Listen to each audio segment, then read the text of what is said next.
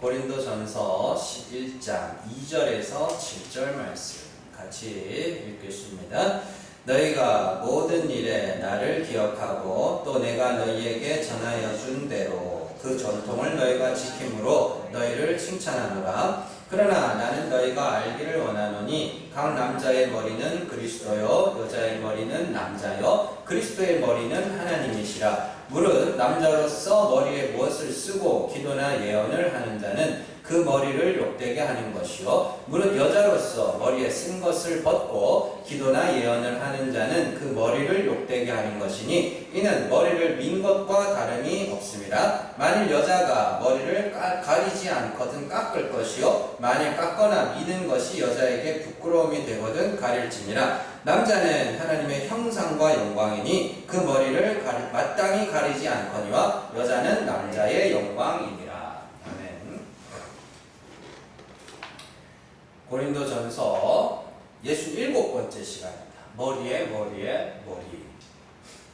성경에는 많은 비유적인 표현들이 나오죠. 그래서 비유라는 것은 의미를 담고 있는 이야기, 또 의미를 담고 있는 도구일 수도 있고요. 그렇죠? 그래서 비유는 그 의미를 발견하기 전까지는 진짜가 아닙니다. 그렇죠? 제가 말씀드리지만 토끼와 거북이는 비유입니다. 그렇죠? 끝까지 끈기 있게 끝까지 가는 사람, 그리고 뭐 재주는 있지만 게으른 사람, 그 둘 중에 끈기 있게 끝까지 가는 사람이 그거다, 그렇게 이야기를 하는데, 자, 그러니까 그걸 이렇게 말로 그게 무슨 말인지를 풀어줄 때 비로소 토끼와 거북이의 비유는 진짜가 되는 거예요. 그렇죠? 근데 그걸 풀어주지 않고 진짜 토끼와 거북이가 달리기를 했대, 이렇게 되면 그건 가짜예요. 거짓이라고요, 그게. 그래서 성경에는 이런 비유적인 표현들을 일상의 언어로 재해석해야 된다, 이렇게 이야기를 하죠. 그래서 우리가 잘 아는 성전 있잖아요. 예루살렘 성전도 비유라고 해요. 히브리서 9장 8절에서 10절 같이 읽습니다. 성령이 이로써 보이신 것은 첫 장막이 서 있을 동안에는 성소에 들어가는 길이 아직 나타나지 아니한 것이라. 이 장막은 현재까지의 비유니 이에 따라 드리는 예물과 제사는 섬기는 자를 그 양심상 온전하게 할 수 없나니 이런 것은 먹고 마시는 것과 여러 가지 씻는 것과 함께 육체의 예법일 뿐이며 개혁할 때까지 맡겨둔 것이요, 이렇게 되어 있습니다. 첫 장막과 거기서 드려지는 예물과 제사는 비유라고 해요. 그리고 그 비유가 의미하는 참뜻을 깨닫지 못하면 그건 사람을 온전하게 할 수 없다. 그러면서 10절에 보시면 개혁할 때까지 맡겨둔 것이 있겠죠. 개혁이 뭐예요? 개혁. 성전을 다 뒤집어 엎어야 돼요. 디올도시스라는 단어인데 이게 뭐냐면 바로잡다, 교정하다, 회복시키다, 이런 뜻이에요. 그러니까 비유예요. 비유가 있는데 이게 뭔지를 설명을 해줘야 돼요. 성전에서 매일같이 드려지는 번제와 뭐 화목제, 속죄제, 속건제 뭐 그런 거 있잖아요. 그런 제사들이 뭘 의미하는지, 그리고 성전 안에, 성소 안에 있는 뭐 향단과, 그렇죠? 성전 앞에 있는 물두멍, 그걸 바다라고 부릅니다. 그리고 바다가 열리는 거예요. 홍해가 열리면 성소로 들어가요. 광야를 상징하는 겁니다. 그래서 향단과 또 이 등대라고 그러죠. 등대가 떡상이 있고, 그 뭐야? 만나 구름 기둥 불 기둥. 그리고 휘장이 찢어지고 지성소. 그게 뭐예요? 그 지성소가 뭐예요? 하나님 나라를 상징하는 거예요. 그래서 여기서 성전 마당에서 지성소까지 요거를 이렇게 세워버리면 천국 가는 길이거든요. 그래서 성도는 어디냐? 성도는 이제 세례를 통하여서 바다를 건너는 거예요. 그죠? 그래서 불기둥, 구름기둥, 떡상, 만나, 말씀이에요, 다. 진리의 빛과 기도, 성도의 기도, 그렇죠? 빛을 받음으로써 기도하는 거. 그리고 말씀, 하나님의 말씀을 통하여서 그 성소에 지나서 어디요? 찢어진 휘장을 지나 지성소 하나님 보좌 앞으로 가고 있는, 인도되어져 가는 그런 이야기들을 이야기를 하죠. 자, 어쨌든 그래서 찢어진 그 휘장이 뭐래요? 예수 그리스도의 육신이다 이렇게 이야기합니다. 그러니까 성전은 그렇게 비유예요. 비유인데 개혁을 해야죠. 그죠? 자, 또 예수님은요 이 땅에 오셔서 이 마태가 조금 오버한다 싶을 정도로 표현을 하는데 비유로만 말씀하셨다 이렇게 이야기합니다. 마태복음 13장 34절에서 35절 같이 읽습니다. 예수께서 이 모든 것을 우리에게 비유로 말씀하시고 비유가 아니면 아무것도 말씀하지 아니하셨으니 이는 선지자를 통하여 말씀하신 바 내가 입을 열어 비유로 말하고 창세부터 감추인 것들을 드러내리라 함을 이루려 하십니다. 아멘. 마태복음 13장은 잘 아는 바와 같이 천국에 대한 비유가 몇 개 나오는 그런 장이죠. 그런데 그 천국의 비밀을 감추었던 것들을 드러낸다. 그러니까 비유예요. 비유. 천국이 무엇인지, 천국이 어떤 곳인지, 천국은 누가 가는지를 비유로 설명을 해요. 그리고 이 비유는 반드시 뭐 해야 돼요? 해석해야 돼요. 일상의 언어로 해석을 해줘야 돼요. 그래서 예수님 비유 중에 진주장사가 이렇게 가다가 값진 진주를 발견하고 어떻게 해요? 자기 소유를 다 팔아서 그 진주를 사는 거. 밭에 농부가 열심히 농사를 짓다가 보물상자를 발견하고 그리고 그걸 묻어뒀다가 가서 자기 소유를 다 팔고 그걸 사는 거. 그런 이야기들도 그냥 대충 생각하시면 안 돼요. 그 비유를 깊이 있게 들여다보면 굉장히 어려운데요. 그리고 제일 어려운 내용이 뭔지 아세요? 밭에 씨 뿌리는 내용, 4가지 밭의 비유입니다. 그거 정확하게 해석하는 사람이 잘 없어요. 왜냐하면 우리 마음밭을 갈아엎어서 좋은 밭으로 만들어야 된다. 어떻게 할 거예요? 막 자세히 보면 그 내용이 아니에요. 자세히 보면. 자, 이처럼 비유는 알아들을 수 있는 말로 해석이 되어야 됩니다. 그래서 비유를 해석하지 못하고 비유를 있는 그대로 받아들이게 되면 거기서 많은 오해와 오류가 생성되게 되는 것이죠. 그런 관점으로 오늘 말씀을 풀어가려고 그럽니다. 오늘 말씀은 사실은 이걸 근거로 카톨릭에서는 여자들이 미사복을 착용합니다. 여자는 머리에 뭔가를 써야 된다 이렇게 이야기를 하죠. 그리고 개신교에서는 그건 아니지라고 이야기를 합니다. 근데 중요한 건 뭐냐면 카톨릭에서는 지키려면 다 지키든가 완전하게 지키든가 그럼 남자도 머리 밀면 안 돼요. 그리고 이 대머리들은 가발 써야 되거든요. 무조건? 왜냐면 머리 민 거나 다름없다고 그렇게 이야기했잖아요. 그러니까 가발을 써야 되는 거예요. 그리고 여자들은 무조건 미사복 착용해야 돼요. 그죠? 그러니까 하려면은 완전하게 하든가 그렇게. 근데 개신교가 더 문제예요 사실은. 개신교는 안 하잖아요. 미사복 안 쓰죠. 근데 미사복을 안 쓰려면 이 말씀을 올바로 풀어줘야 될 거 아닙니까? 근데 그것도 안 해요. 그죠? 그래서 기껏 한다는 게 뭐냐면 여자는 대표 기도하면 안 돼. 뭐 이런 거예요. 그러니까 주일 대예배 때, 낮 예배 때 여자는 대표 기도하면 안 돼. 또 여자 목사 하면 안 돼. 이게 우리 교단 이야기죠. 여자 목사 있으면 안 돼. 뭐 여자가 뭐 여기 와 설교하면 안 돼. 이런 거. 그리고 또 여자 목사가 있는 교단도 마찬가지입니다. 못 풀어줘요. 무슨 뜻인지. 그래서 물어보면 잘 몰라요. 그래서 오늘 말씀을 제가 좀 쉽게 풀어드릴게요. 자, 오늘 말씀에서 제일 중요한 말씀은 3절입니다. 3절 잘 보세요.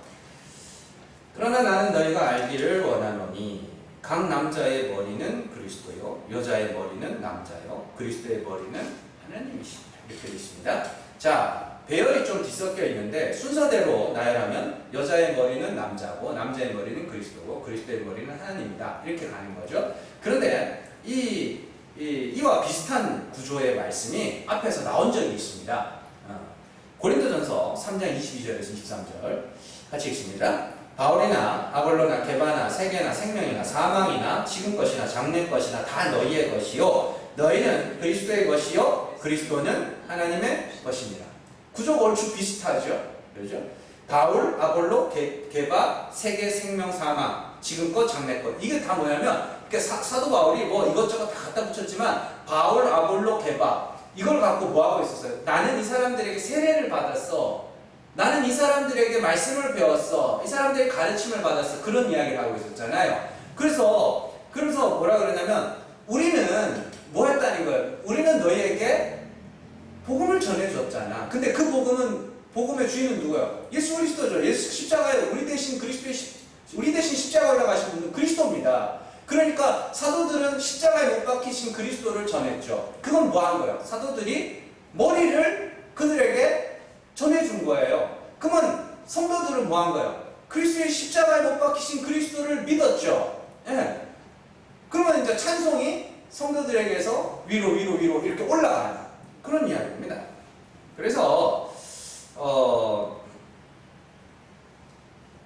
고린도전서 3장 5절에서 7절 같이 읽습니다. 그런즉 아볼로는 무엇이며 바울은 무엇이냐? 그들은 주께서 각각 주신 대로 너희로 하여금 믿게 한 사역자들이니라. 나는 심었고 아볼로는 물을 주었으되 오직 하나님께서 자라나게 하셨나니 그런즉 심는 이나 물 주는 이는 아무것도 아니오되 오직 자라게 하시는 이는 하나님 뿐이니라. 아멘.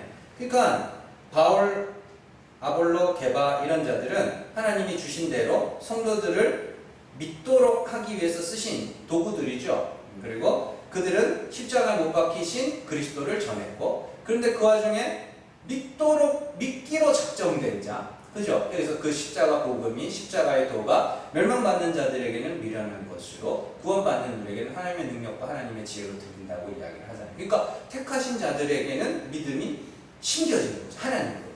그래서 이렇게 쭉 보면은 말씀이, 진리가, 복음이 하나님으로부터 그리스도를 통하여 사도들에게서 성도들에게 이어지는 거고, 그러면 이제 찬송이 누구에게? 성도에게서 사도들이 이렇게 위로 올라가는 거죠.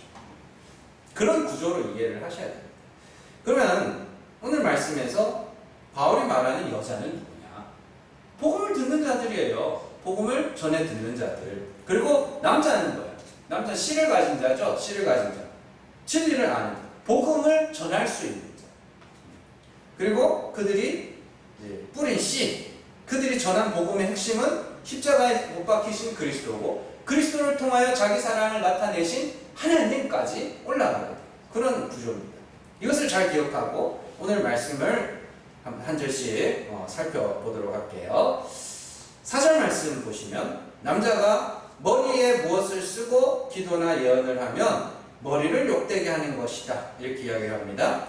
남자가 머리에 무엇을 쓰고 라고 되어 있는데 원어로 보면 남자가 머리를 가지고 해요. 에코라는 단어인데 가지다, 취하다 이런 뜻입니다. 그러니까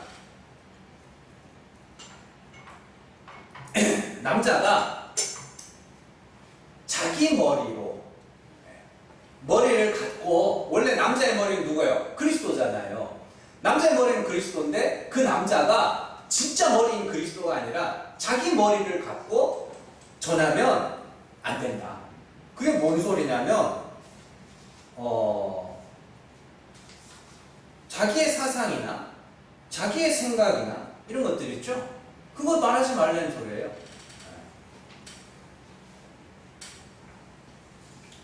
자,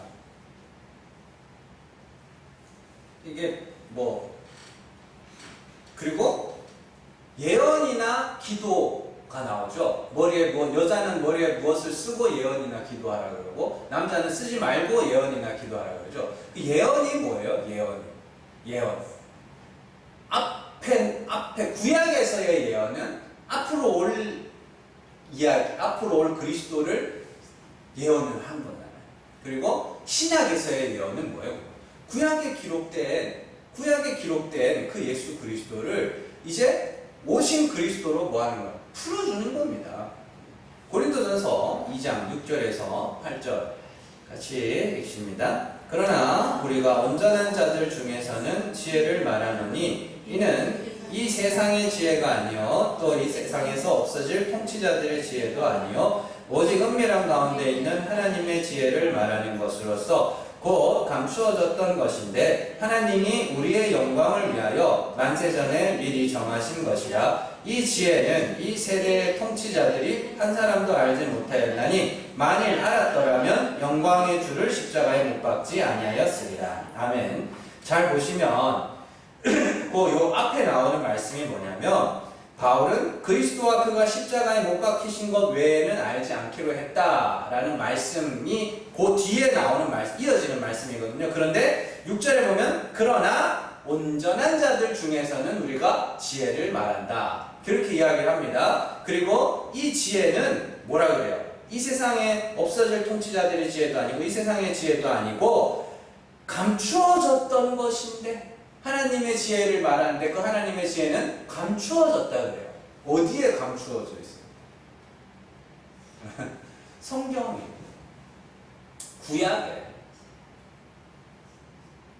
구약에 감추어져 있었어요. 근데 우리가 모르니까 잘못 보고 있었던 거죠. 어렵게 생각할. 그러면 왜 온전한 자들한테 저거 했을까요? 왜? 아니 지금 고린도 교회는 이방인들입니다. 그렇죠? 이방인들에게 가서 구약 성경을 펼쳐놓고 여자의 우선으로 오신 이가 예수 그리스도였어. 그래서 예수님이 남자의 씨를 받지 않고 여자의 우선으로 나타나신 거야. 이렇게 하면 그게 뭔 말이야? 그럴 거 아니에요.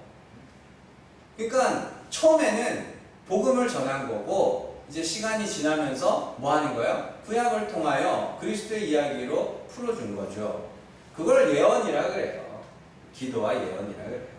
히브리서 5장 11절에서 14절 같이 읽습니다. 멜기세덱에 관하여는 우리가 할 말이 많으나 너희가 듣는 것이 둔함으로 설명하기 어려우니라. 때가 오래되었으므로 너희가 마땅히 선생이 되었을 터인데 너희가 다시 하나님의 말씀의 초보에 대하여 누구에게서 가르침을 받아야 할 처지이니 단단한 음식은 못 먹고 젖이나 먹어야 할 자가 되었도다. 이는 젖을 먹는 자마다 어린아이니 의의 말씀을 경험하지 못한 자요 단단한 음식은 장성한 자의 것이니 그들은 지각을 사용함으로 연단을 받아 선악을 분별하는 자들이니라. 아멘. 이 말씀이 굉장히 재미있는 말씀입니다. 멜기세덱은 구약 성경에 등장하는 예수 그리스도의 모형입니다. 말라크가 뭐예요? 말라크 의입니다. 말라크가 왕이에요. 그리고 사다크가 의입니다. 그리고 살렘 왕이죠. 살렘이 뭐예요? 평강입니다. 왕이죠. 그래서 멜기세덱을 부르면서 의의 왕이요 평강의 왕이라 이렇게 이야기를 하죠. 말라크, 사다크 이렇게 부르는 거죠. 자, 그래서 의의 왕으로 오시고 평강의 왕으로 오신 예수 그리스도를 모형하는 거죠. 그래서 뭘 갖고 있어요? 아브라함이 전쟁에서 돌아왔을 때 이 멜기세덱이 뭘 갖고 있어요? 성찬식 떡과 포도주를 들고 있어요, 거기에. 그래서 예수 그리스도의 모형이라 그래요. 그런데 어쨌든 그 멜기세덱을 설명을 해주려고 그러다가 뭐라 그러냐면 야, 예수 믿은 지가 그렇게 오래됐는데 이걸 못 알아먹을 것 같아 너네는 이 말이에요. 멜기세덱을 설명을 해주려고 그러는데 이 들으려고 앉아있는 사람들이 야 너네 이거 해줘도 못 들을 것 같은데 지금 히브리서 기자 그 이야기를 하는 거예요. 편지 이거 멜기세덱에 대해서 내가 가르쳐 줄게. 근데 못 들을 것 같은데 이렇게 이야기를 하는 거예요. 그러는 거예요. 그러면서 나오는 말씀이 야 단단한 음식은 못 먹고 젖을 먹어야 되네. 단단한 음식이 뭐예요? 그럼? 구약 성경에 숨어있는 감추어져 있던 하나님의 지혜인 예수 그리스도의 십자가를 찾아내는 것이 단단한 음식이고 젖은 뭐예요? 그냥 예수 십자가 그러는 그 상태. 어쨌든 이처럼 기도와 예언이라는 것은 지혜 있는 자들에게 감춰진 복음, 온전한 자들에게 감춰진 복음의 비밀을 전해주는 것이죠. 그렇게 복음의 비밀을 말할 수 있는 남자, 사도들은 계시를 받았다 그러잖아요. 남자가 조심해야 하는 게 뭐냐면 자기 머리를 가지고 전하면 안 돼. 왜냐하면 남자의 머리는 그리스도기 때문이야. 이런 얘기죠. 자, 그렇다면 기도와 예언을 하는 자가 그리스도에 대하여 말하지 않고 자기 생각과 자기 이야기로 풀어가는 것은 곧 머리를 욕되게 하는 거죠. 머리가 누군데요? 그리스도. 그러니까 말씀을 전하는 자들이 조심해야 하는 것은 은혜의 하나님과 우리를 대신하여 십자가에 오르신 예수 그리스도에 대해서 말해줘야 돼. 그런 이야기입니다. 자기의 사상과 자기의 생각과 자기의 철학을 성도들에게 주입하면, 그래서 그들이 사람을 따르게 만들면 사도 바울이 사도행전에서 에베소 교회 장로들에게 뭐라 그래요? 이리 떼라 그래요.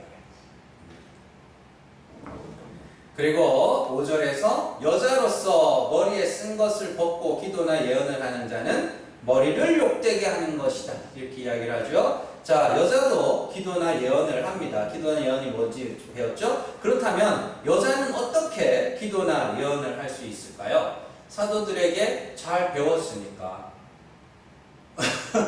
온전한 자들 중에는 하나님의 지혜를 말하는데 그 하나님의 지혜는 감춰졌던 거라며요. 그걸 가르쳐줬을 거 아닙니까? 제가 이렇게 잘 설명을 해드릴 거 아닙니까? 멜기세덱은 예수 그리스도의 모형으로서 성찬식 그 떡과 포도주를 들고 아브라함을 기다리고 있었던 의의 왕이요 평강의 왕이 그리스도의 모형이다 라고 이렇게 설명을 해줬잖아요. 그러면 이제 여자가 뭐 하는 거예요? 여자가 머리를 돕는다는 건 뭐예요? 남자가 내 머리임을 아는 겁니다. 그러니까 남자가 그 사도가 말씀을 가르친 자들이 전한 것을 그대로 말하는 거예요. 그게 여자가 예언이나 기도를 하는 겁니다.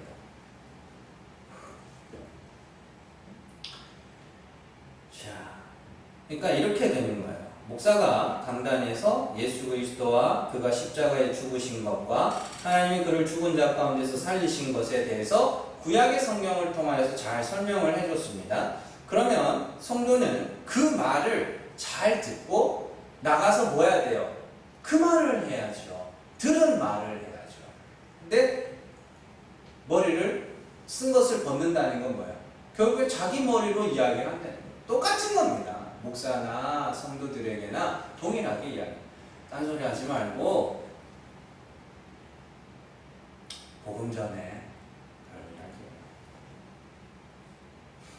자, 그리고 자 6절에서 여자가 머리를 가리지 않거든 깎을 것이고 그것이 여자에게 부끄러움이 될 것이다. 이렇게 이야기를 합니다. 머리를 깎는다는 것은 머리가 없다는 뜻이에요. 그러니까 여자가 그 성도가 목회자에게 배운 것을 전하지 않고 자기 말을 전하는 것은 그건 뭐예요? 머리가 없는 거야. 잘못 배운 거야. 안 배운 거야. 그러니까 어렵게 생각할 거 없어요. 제가 이제 만약에 저 아들한테 너 저기 엄마한테 가가지고 아빠가 오늘 저녁은 뭐 불고기를 해달라고 그래라 이러면은 아들이 가서 엄마 아빠가 불고기 해달래요 라고 그렇게 말하면 되잖아요. 근데 가가지고 뭐 하네요? 엄마 저녁에 라면 끓여달래요 이렇게 이제 한 거예요. 그게 뭐냐면 얘는 머리가 뭐예요? 없는 거예요 그게.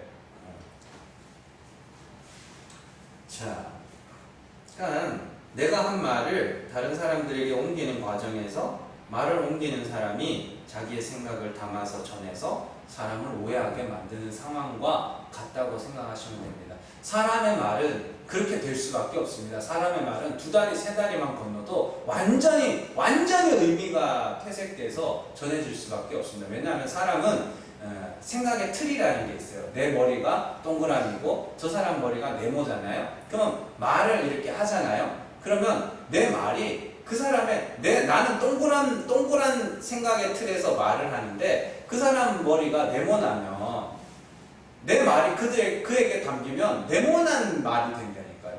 그 네모난 말을 가진 사람이 또 세모인 사람한테 또 가네. 그 세모인 사람한테 또 그 말을 전하면 그 세모인 사람에게 가면 그 말이 또 세모의 말이 돼요. 그러면 동그라미에서 네모에서 세모로 갔잖아요. 말이. 그러면 다른 사람들에게 전해질 때 어떻게 되겠어요? 그 동그라미 세모 네모가 다 섞여가지고 엉망진창 이상한 말이 되는 거예요. 그건 당연히 어쩔 수 없어요. 그런데 중요한 것은 뭐냐면 자 사도들도 하나님이 먼저 택하셔서 주의 복음을 전하게 하셨죠. 그리고 성도들도 뭐 한 거예요? 하나님이 믿게 하셨죠. 그러니까 자 말씀이 하나님으로부터 사도에게 하나님으로부터 성도에게 갔네요. 그러면 그 말이 달라질 수가 없죠. 그런데 그 중간에 누군가가 엉뚱한 말을 한다. 엉뚱한 걸 가르친다. 갈라디아서에 보면 거짓 교사들이 나오죠. 그리고 요한일서에 보면 적그리스도가 나옵니다. 그런 사람들이 뭐 하는 거냐면 자기 머리로 말하는 거예요. 그건 머리가 없는 거야. 그럼 그 머리가 없으면 어떻게 해요? 그리스도에게서 떨어진 자가 돼요. 그래서 요한 사도 바울이 성도들에게 1장에서 뭐라 그래요? 같은 말, 같은 마음, 같은 뜻을 가져. 왜요? 너희가 아는 하나님, 너희가 믿는 예수 그리스도. 그건 하나님이 너희에게 계시해 주신 거잖아. 하나님이 우리에게 계시해 주셨고, 그 우리가 말을 할 때 성령이 역사하셔서 너희가 믿게 된 거잖아. 그러니까 뭐 하라는 거야? 들은 대로 같은 말을 가져라. 엉뚱한 소리 하지 마라. 이렇게 이야기를 하는 거예요. 자, 그리고 7절에서 남자는 하나님의 형상과 영광이라고 합니다. 남자가 하나님의 형상이라는 것은 남자는 하나님의 어떠한 분인지를 그리스도를 통하여 알게 되어 전할 수 있게 되었다는 뜻이지, 남자는 하늘이고 여자는 땅이고 뭐 요즘 땅값이 더 비싸요. 그죠? 그래가지고 요즘에는 이제 여자가 더 귀하다고 막 그렇게 이야기를 하는데 그렇지 않습니다. 남자나 여자나 다 동등하게 귀한 존재예요. 물론 하나님 앞에서는 티끌과 같은 존재이지만 사람들끼리는 서로 존중할 줄 알고 서로 존귀하게 여길 줄 알아야 되는 것이죠. 그래서 함부로 말하면 안 되고 함부로 욕하면 안 되는 거죠. 자, 어쨌든 이 말씀은 하나님이 어떠한 분인지를 말해줄 수 있는 자가 남자야. 히브리서 1장 2절에서 3절 같이 읽습니다. 이 모든 날 마지막에는 아들을 통하여 우리에게 말씀하셨으니 이 아들을 만유의 상속자로 세우시고 또 그로 말미암아 모든 세계를 지으셨느니라. 이는 하나님의 영광의 광채시요 그 본체의 형상이시라. 그의 능력의 말씀으로 만물을 붙드시며 죄를 정결하게 하는 일을 하시고 높은 곳에 계신 지극히 크신 이의 우편에 앉으셨느니라. 아멘. 그러면 잘 보세요. 진짜 남자가 누구예요? 진짜 남자는 그리스도죠. 하나님의 형상으로 왔잖아요. 그래서 진짜 남자를 통하여 하나님이 죽은 자를 살리시는 분이심을 알고 어떤 남자가 뭐 한 거예요? 그리스도와 연합하게 되죠. 그리고 또 어떤 여자가 이 먼저 그리스도와 연합한 자들을 통하여 뭐 하는 거예요? 또 그리스도와 연합하게 되는 거예요. 그래서 머리 이렇게 이어지는 거죠. 자, 연합의 의미도 있습니다. 그래서 예수 그리스도를 하나님의 영광의 광채. 진짜 그래서 예수 그리스도를 뭐라고 그래요? 신랑이라고 그래요. 남편이라고 그래요. 남편에게 남편을 통하여 하나님이 어떻게 되면 그리스도와 함께 연합을 그리스도와 혼인한다고 이야기해요. 연합. 둘이 한 몸이 돼요. 그래서 머리, 지체. 그래서 그리스도가 남자가 되면 사도도 뭐예요? 여자고, 성도도 여자.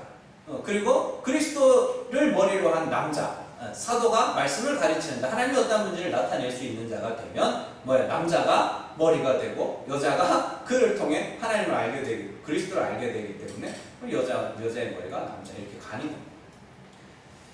복잡하게 설명을 해놨는데 크게 어려울 거 없습니다. 그리고 여자는 남자의 영광이라 이렇게 이야기해요. 왜 여자가 남자의 영광이에요? 내가 복음을 전했어. 그래서 복음을 전하는 자들의 기쁨이 뭐예요? 근데 사람이 진짜 행복한 게 뭐냐면 내가 나 때문에 누군가가 정말 행복해하는 걸 보는 게 진짜 행복한 겁니다. 사실은 우리 인간들은 굉장히 자기를 보호하려고 그러고 어떻게든지 자기를 보호하려고 그러는데 그 자기 보호 본능이 깨진 사람들이 있어요.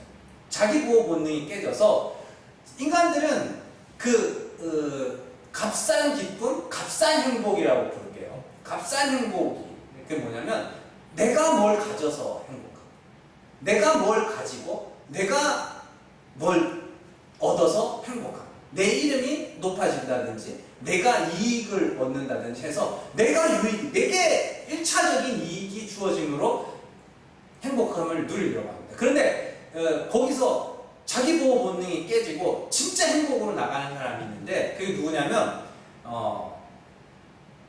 다른 사람의 나를 통해서 누군가 행복해하는 것을 보고 내가 행복해하는 그게 진짜 행복이에요. 그래서 제가 새벽에도 자주 말씀드리지만 정신적으로 병이 있고 특히 이제 우울증 앓는 사람들은 억지로라도 밖에 나가서 봉사활동 같은 걸 해야 돼요.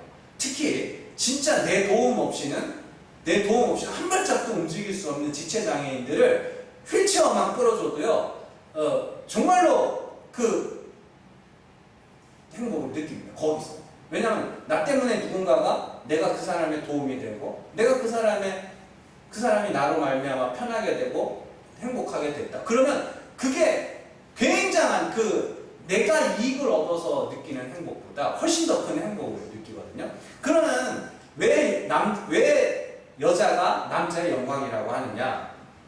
복음을 전했어요. 그래서 그들이 물론 하나님이 역사하셔서 믿게 됐지만 내가 뭐 한 거예요? 내가 그들이 구원 얻는 일에 도구로 사용됐네요.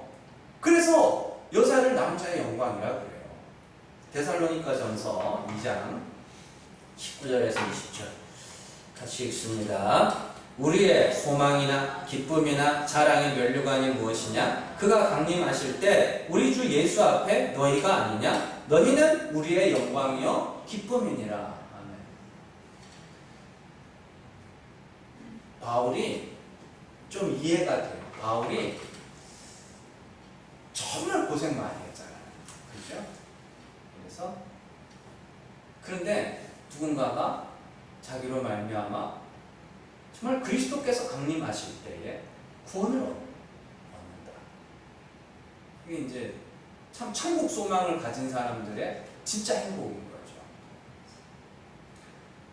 정말 그리스도로 말미암아 죄 사함을 받아야 하는 죄인으로 드러나고 그래서 그리스도가 내 모든 죄를 사하셨다는 것이 참 감개무량하고 놀라워서 하나님 부르심을 받고 또 하나님의 보내심을 받아서 복음을 전하러 다닙니다. 많은 사람들이 핍박받고 또 유대인들이 끊임없이 죽이려고 하고 공격해왔고 때로는 두들겨 맞기도 하고 그렇죠? 돈이 없어서 고생하기도 하고 여러 어려움들 속에 살았는데 바울이 참 정말 그때는 다 새신자일 거 아니에요. 그렇죠? 다 새신자일 거 아니에요. 그래서 복음을 전하는데 하나님이 역사를 하셔요. 그리고 하나님이 역사했다는 게 그들이 막 뒤집어지고 이런 일이에요. 도저히 믿을 수가 없는 것이고 그렇잖아요. 유대인에게는 거리끼는 것이고 헬라인에게는 미련한 거잖아요. 왜냐하면 그때 당시 유대인과 헬라인 이러면 온 세상 사람을 칭했습니다. 왜냐하면 유대인들은 우리 빼고 다른 사람은 다 이방인이라고 했고 헬라인들, 그리스인들도 자기 문명에 대한 자부심이 굉장히 컸기 때문에 헬라인도 자기 아니면 다 유대인이라고 했어요. 그래서 유대인과 헬라인 그러면 온 세상 사람이에요. 그러니까 다 새신자예요. 아무도 그걸 알아들을 수 있는 자가 없는데 바울이 전하는데 하나님이 믿게 하시네요. 거기서. 그래서 그들을 보면 내가 그들을 뭐 한 거예요? 구원 얻는 일에 사용됐구나. 그래서 너희가 내 면류관이고 너희가 내 영광이고 너희가 내 기쁨이야. 이렇게 해요. 사실은 이 말씀을 근거로 오늘 말씀을 하나하나 풀어간 거예요. 그래서 우리가 복음의 진리를 잘 배워야겠죠. 잘 배워야 되고 십자가의 뜻도 잘 알아야 되고 그런 다음에는 참 우리가 참 그런 기쁨을 누렸으면 좋겠어요. 사실은 우리가 너무 닳고 다른 건 아닌가. 신앙생활을 그냥 너무 오래 해왔던 것은 아닌가. 뭐든지 오래되면은 그 본질이 조금 희석되거든요. 물론 뭐 잘못 배운 성도들이 제대로 배우고 이런 게 복음이었구나, 하나님 이런 분이었구나 할 때 되게 좋아요, 되게 좋고. 그러나 우리가 진짜로 누군가를 구원하는 일에 도구로 사용되고, 그래서 정말로 이 안 믿는 사람들이 믿는 모습을 보면서 하나님, 내가 저 사람이 천국 가는 일에 내가 사용됐네요. 진짜. 그래서 그 사람이 그걸 뭐라 그러면 복음으로 너희를 낳았다. 사도 바울, 우리가 다음 주에 살펴볼 건데, 사도 바울이 내가 복음으로 너희를 낳았다. 자식 같은 거예요. 너무 좋은 거예요. 참 우리 안에서 그리스도로 말미암아서 내가 구원받았고, 또 내가 전한 그리스도로 말미암아서 누군가 지옥 갈 어떤 이들이 천국으로 가게 되는 일에 쓰임 받을 때 정말로 그 사람이 구원받는 것으로 말미암아 내가 참 기뻐하고 감사하고, 정말로 정말 최고의 그 행복, 물론 다른 사람들이 기뻐하는 걸 보면서 내가, 다른 사람들 행복해하는 거 보면서 내가 행복하는 것도 기쁘죠. 그런데 이거는 정말 천국과 지옥을 가르는 거 아닙니까? 구원하지 않으면, 저 사람이 그리스도를 믿지 않았고 내가 전하지 않았으면 지옥에 갔을 사람인데, 내가 전함으로 말하면 지금 영생이 확보되는 거라니까요. 그러면은 어떻게 해요? 그거보다 더 큰 행복이 어떻게 돼요? 참 우리가 교회 안에서도 그러고 우리의 삶에서도 그렇고 정말 내가 누군가를 구원했다는 그러한 기쁨이 우리 안에 꼭 찾아왔으면 좋겠습니다. 이 시간 우리 같이 기도하기로 합니다. 오늘 말씀 잘 기억하면서요, 하나님, 정말로 내가 복음을 전해서 살아생전에 한 사람이라도 좋으니까 나로 말미암아 구원받는, 물론 하나님이 믿게 하시는 거지만 그래도 나로 말미암아 구원받는 정말 내 자식 같은 성도 하나 만날 수 있게 해달라고. 그래서 정말 이 세상에서 최고의 행복과 최고의 기쁨을 누릴 수 있는 그런 복된 성도가 될 수 있도록 이 시간에 간절한 마음으로 같이 기도하겠습니다.